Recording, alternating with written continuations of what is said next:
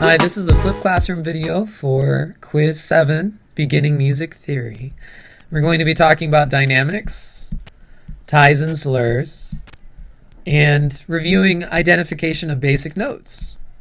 So first, with dynamics, they tell us how loud or soft a players sing, and they are in Italian. The Italians devised the system several centuries ago, so we use their system still. 2 P's is pianissimo. 1 P is piano. MP is mezzo piano. MF is mezzo forte. F is forte. And 2 F's is fortissimo. And their corresponding translations into English. In addition, crescendo means to gradually get louder, and it shows up in this form on music that you sing, and in this form. Diminuendo or decrescendo shows up as DIM in music often, and as the symbol to gradually sing or perform softer. Please circle and define all dynamic markings in the next 2 lines. Here's one. Here's another one. Define them. MP, I'm going to write medium soft. This is a crescendo, so I'm going to write gradually get louder. Please do 1B. And please start soft, so draw in a P below the note for, actually it says very soft, so you're going to use 2 P's for pianissimo. Gradually get louder until the last measure, so I'm going to draw a crescendo mark.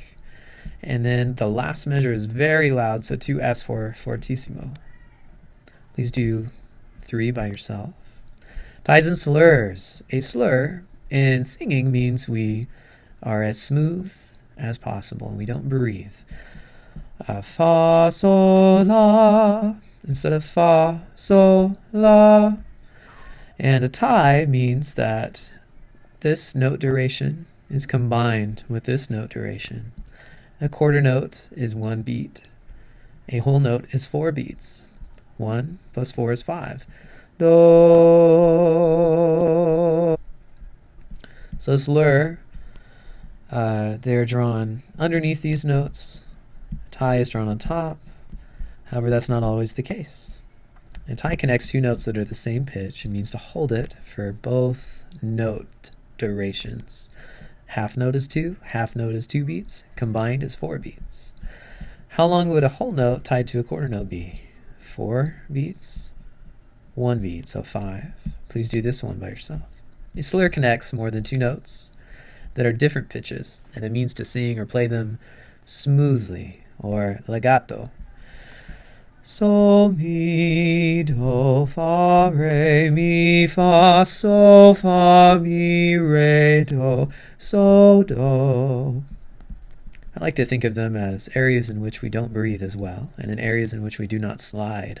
Sol, mi, do is incorrect. It's sol, mi, do, fa, re, mi, fa, sol, fa, mi, re, do, so, do. Do not breathe when there is a slur. Breathe before or after. So now we label whether this line is a slur or a tie. Slur or a tie. Remember that if it's a slur, the notes will be different, and it means to sing them smoothly. If it's a tie, the notes will be the same, and it means to combine the notes into one.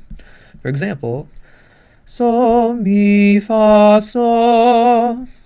So I sing so, and then I hold it for the duration of the second note.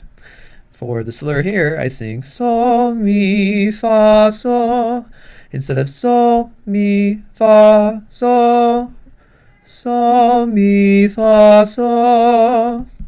Please label these, slur, tie, etc.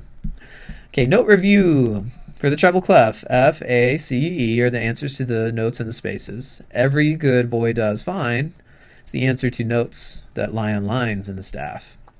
E, D, C, B, A, F, E, C, and label all of them. In the bass clef, all cows eat grass are the names of the notes for the spaces, and good boys do fine always are the names of the notes for the lines. So this is G, E, B, C, and then please do the rest. You should be as fast as me without having to use the sayings in order to do well in the timed quizzes. To do that, it's simply going to take practice. It's like recognizing the letter A in the alphabet. You'll recognize that when a note sits here in the bass clef, it's G. Finish the melody with stepwise motion using quarter notes and fill in the names of the notes. So stepwise motion means I'm not going to skip. It's going to go up to the next note or down to the next note. So I'm going to do C up to D, up to E, up to F.